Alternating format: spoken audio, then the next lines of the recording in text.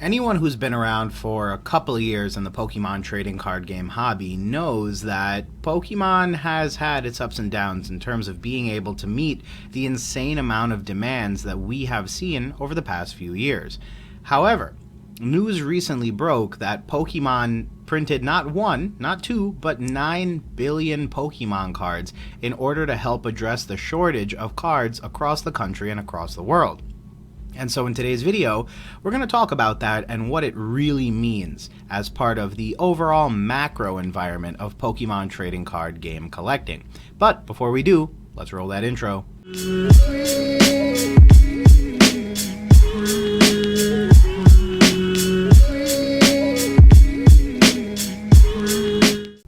Hey Gengar Gang, what is going on? My name is Ryan, this is the Analytic Gengar, and welcome to another video. In today's video, friends, we talk about news that the Pokemon trading card game has printed over 9 billion Pokemon trading cards over the past few months to a year in order to address widespread shortages of Pokemon trading cards during a tangential and parallel increase in the number of people that are interested in the trading card game. Now, as usual, this article will be found down below in the description if you'd like to go check it out. Today's article is from nintendolife.com, and as usual, if you like today's video content and you'd like to see more of it, definitely feel free to leave a like on the video in order to help support this individual video and push it out to new and additional people, but also consider subscribing to become part of the Gengar Gang. With all that said, let's jump right on into this article because I'm actually super excited to start discussing some of this stuff. So you may have noticed plenty of stories covering Pokemon cards and scalpers. Obviously, with the increase in popularity, bunch of different things happened.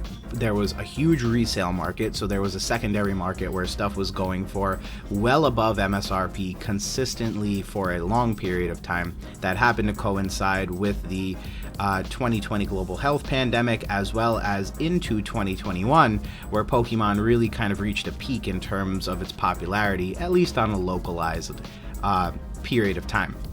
And then Pokemon acknowledged these issues. They flat out came out and said, hey, we realized that shortages were affecting demand.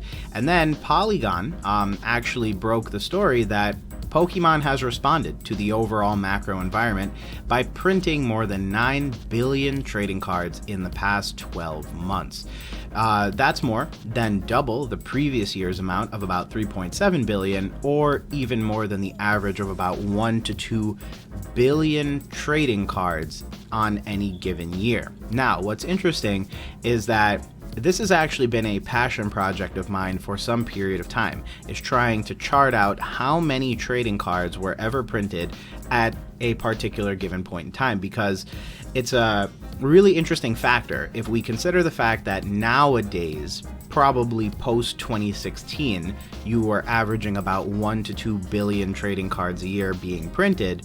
That isn't always how many trading cards were printed on a given year. So in '99, when the English TCG was released, you know, that number may have only been 50,000 or 100,000 or, you know, less than a million. And bear in mind, billion and million are two very different numbers, and they're separated by quite a lot, right? So what's interesting is I've always had this fascination of trying to understand exactly how many trading cards are out there for any given era of Pokemon, because we know for a fact that there are so many different peaks and troughs in terms of popularity for the trading card game, and it's very likely that this 9 billion will historically be looked at as a sort of high point in terms of printing, but then it may kind of dip down to like 3.7, it might spike up to 15 billion in the future, who knows.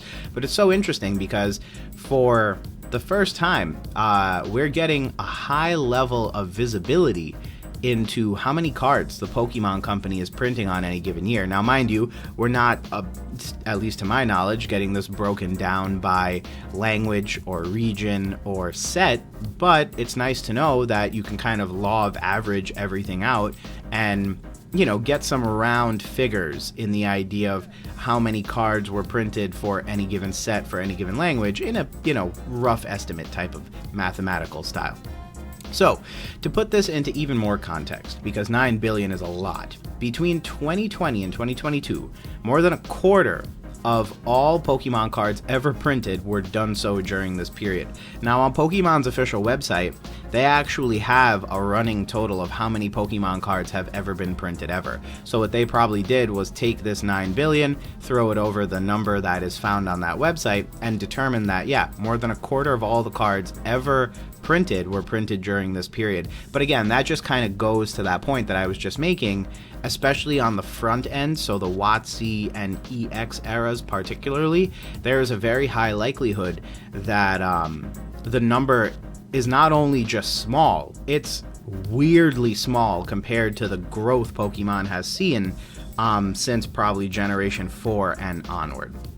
Now, Polygon spoke to Charlie Herlocker, a consultant for CGC, who believes that the Pokemon Company is potentially filling the market with collectibles to help bring prices down, and it's working. And yeah, that sounds pretty much exactly like what needs to happen for modern Pokemon trading cards. Again, we've done tons of different conversations on this. We've had tons of different people chime in across YouTube, Twitter, and just the Pokemon universe in general. But I think one thing most folks will agree with is that there should not be something like a $400 modern trading card being bought and sold consistently at that price point. I'm looking at you, alternate art Umbreon. And the problem is that the idea that something like that exists in today's world where it's a modern trading card seems almost contradictory to the idea that 9 billion trading cards were printed. So in no uncertain terms, the genuine idea here is to print so many cards so that prices come down.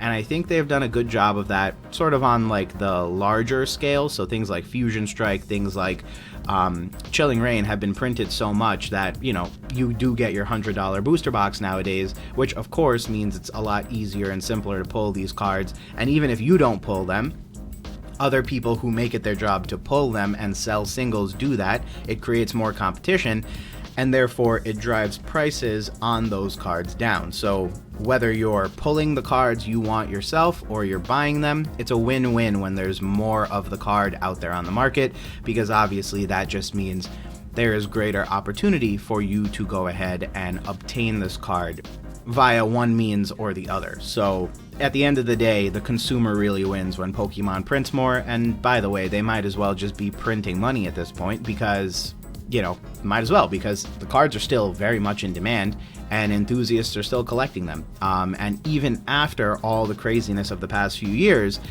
there's a likely chance that the hobby has just grown in a very significant and genuine way. So for every, you know, crazy person who ran in here trying to make a quick flip or make a couple bucks, there were also probably 4 or 5 genuine people who had their real life interest in Pokemon either created or rejuvenated.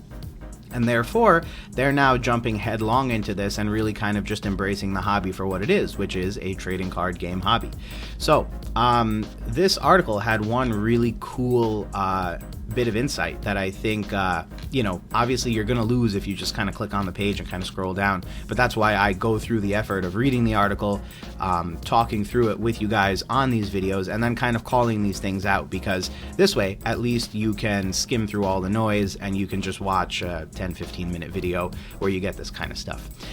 But here is the insight for today's article, and that is that Herlocker told Polygon that Pokemon cards peaked in 2021 at 6 cents a card. Now, if you don't know where that figure comes from, it comes from the truest definition of the word the bulk business. So in your consumer bulk business, you know, they care enough to like parse out, right? So they'll say like, okay, here's our going rate for commons and uncommons, reverse hollows, full arts, GXs, Vs, etc., etc.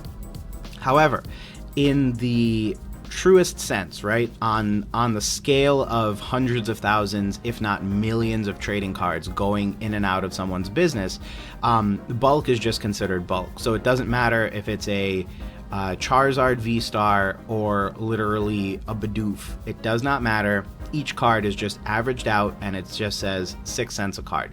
Now that number is actually stupid high.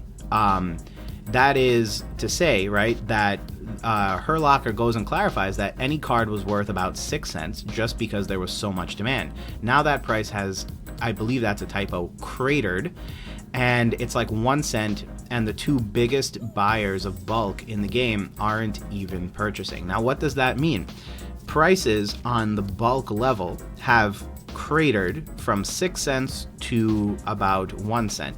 That means we have not seen a halving of Pokemon prices. We've seen more than that. We've seen it reduced literally about 500%, if I'm doing the math right. I'm making that math up, but we've seen a huge decline in the price of Pokemon cards, and that's at a bulk level. Now, what does that mean and indicate for you, the average consumer? Well, obviously, things like alternate arts, Charizards, focal point cards, they're obviously going to be, you know, taken out from these kinds of equations in a real consumer sense, right? No average person is going to open up a pack of cards, pull a Charizard, and then throw it into their bulk that they're then going to ship off and sell for 6 cents. Obviously, it makes the most sense to take it out, either keep it in your collection or sell it individually for its price, and then throw the rest of your cards in bulk.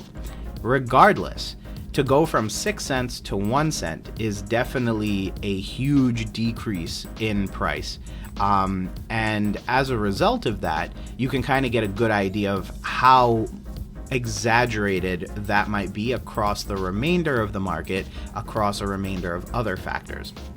So just as an example, we started out with this wonderful idea of, oh, hey, Pokemon cards are so expensive, and now, magically, you know, we're seeing this huge decline in price on the bulk level. We'll also see a similar type of decline across individual cards, entire sets, sealed product, etc., etc.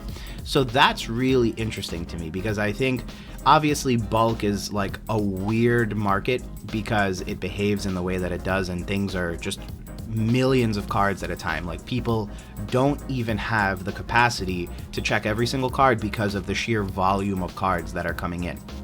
However, while we see a huge decline in price here, we also see significant, if not mathematically identical, declines in price across the world. And I think that just goes to show that Pokemon's strategy, yeah, has been super effective.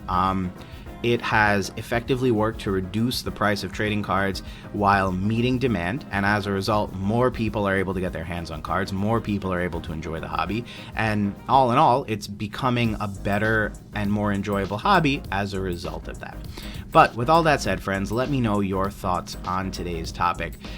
Printing 9 billion Pokemon cards is also a feat of modern engineering and production and supply chain management, so I don't know how they pulled it off, given that it's literally about 4.5 times larger than any previous year. But all things considered, they pulled it off, and now there's more out there for everybody, so that's pretty cool. Hey, as always, if you liked today's video, definitely feel free to leave a like, and if you're not already, as I mentioned at the beginning of this video, consider subscribing in order to become part of the Gengar Gang. As always, friends, I appreciate your viewership. You could have been anywhere on the internet, but you chose to spend some time with me, and I really appreciate that. I hope you guys are having an amazing day, and that's all I have for you today. But stay safe, be cool, and we will talk soon. Peace.